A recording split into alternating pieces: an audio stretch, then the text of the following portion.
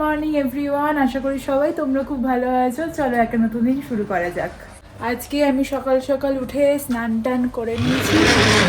কারণটা বলছি আসতে, আগে এগুলো ঘরটা তুলে নিই। আজকে হচ্ছে জন্মাষ্টমী।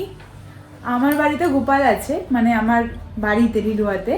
তো আমার কাছে তো গোপাল নেই, কিন্তু গোপালের একটা ছবি আছে আমার কাছে, যেটা তোমরা রোজই মোটামুটি দেখতে পাও। গোপালের ছবি আছে যেহেতু, তাই জন্য মন থেকে ইচ্ছা করেছে কিছু একটু করে দেবো ওকে। তাই জন্য আজকে সারাদিন উপোসই থাকবো। উপোস থেকে রাত্রেবেলা 12টার পর পুজো দেব। তো টুকটাক একটু করে দেওয়ার চেষ্টা করব, কি করি না করি তোমরা দেখতে পাবে।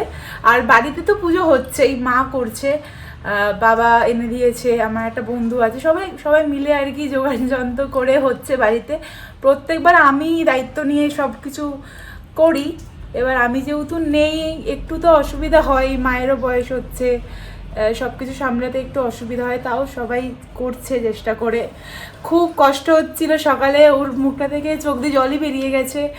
কারণ কি প্রত্যেকবার হাতে ধরে করি সব কিছু, খারাপ লাগছে, বাট কিছু করার নেই, যেটা মেনে নিতে হবে মেনে নিতে হবে।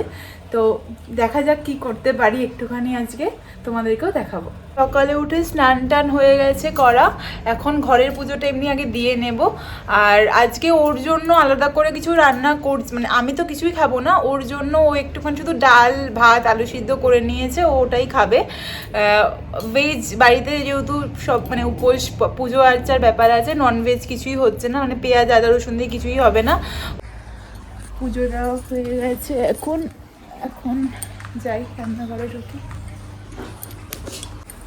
রান্না বান্না শুরু করেছি। দেখো এই জায়গাটা পুরো পরিষ্কার করে সব গুছিয়ে নিয়েছি। এগুলো কিনেছিলামই সব এটা করার জন্য। ফার্স্টে সুজিটা দিয়ে স্টার্ট করেছি, সুজির হালুয়া বানাবো। ফার্স্টে ঘিতে একটুখানি খেজুর কাজু এগুলো সব ভেজে নিচ্ছি, ভেজে তুলে রাখবো, দেন করব। সব এখানে গুছিয়ে নিয়েছি যা যা মোটামুটি লাগবে। আর বাকি ওখানেও আছে, পিছনেও সব রাখা আছে টেবিলে, পরিষ্কার টরিষ্কার করে নিয়েছি। আমি রেডি হয়ে গেছি, একটু শাড়ি পরে নিয়েছি, পরে এবার ওর জন্য একটু রুটি করে দেবো, ও রাতে খাবে। আর তারপর লুচিগুলো ভেজে নেব, দেন তো পুজো রাত্রেবেলা 12টার সময়।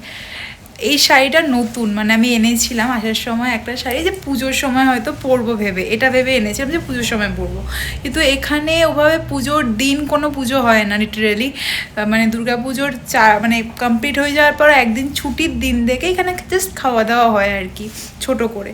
তো ওই দিনের জন্য নতুন শাড়ি ফেলে রাখার সেরকম কোনো মানে দাঁড়ায় না। তো ওই জন্য আজকেই পরলাম, ইচ্ছে করলো পরতে, আজকেই পরলাম। তোমরা বলো কেমন লাগছে।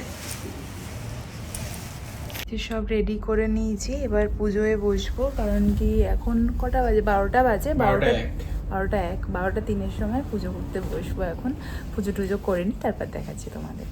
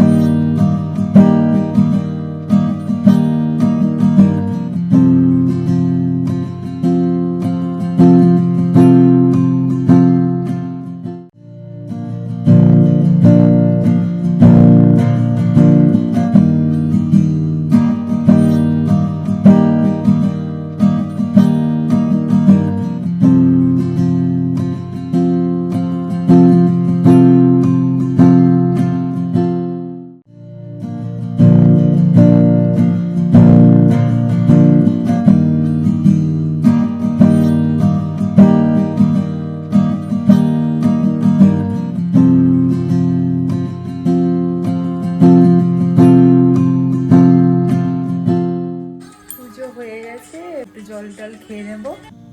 এটা আমার ছোট্ট গপু, আমার বাড়ির গোপাল, যার ছবি তোমরা দেখলে। এইভাবেই প্রতি বছর মা আর আমি মিলে ওকে স্নান করাই, তারপর ওকে জামা কাপড় পরিয়ে গয়না পরিয়ে ওকে তৈরি করি ওর জন্মদিনে। এবছর আমি নেই, সবটাই মাকেই সামলাতে হলো।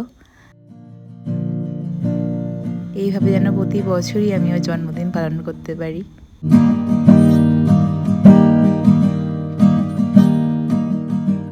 পুজো টুজো কমপ্লিট, এবার শুয়ে পড়বো ফ্রেশ হয়ে। আজকে ভ্লগটাকে এখানেই এন্ড করেছি। আমি সব কিছু দেখাতে পারলাম না তোমাদের যে কীভাবে করেছি, কারণ কি পুজোর জন্য করেছি তো ওভাবে ফোনে তুলিনি পুজো দেওয়ার আগে। তো পরে তো দেখালামই তোমাদেরকে যেগুলো করেছি।